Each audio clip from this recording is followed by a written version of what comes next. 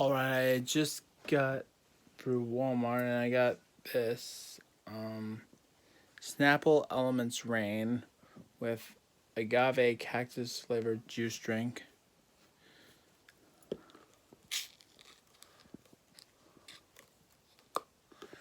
I'm excited to try this. But first we gotta take a look at the Snapple fact.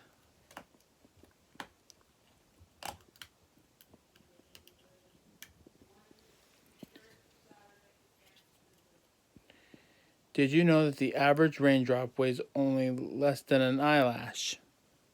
So I guess it's based off a raindrop.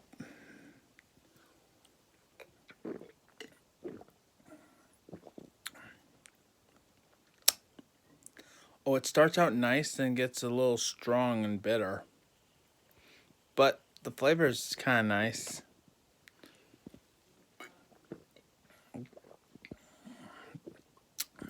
I kind of like it.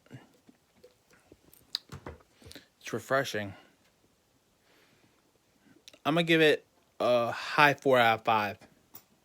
So don't forget to subscribe. You'll be glad you did.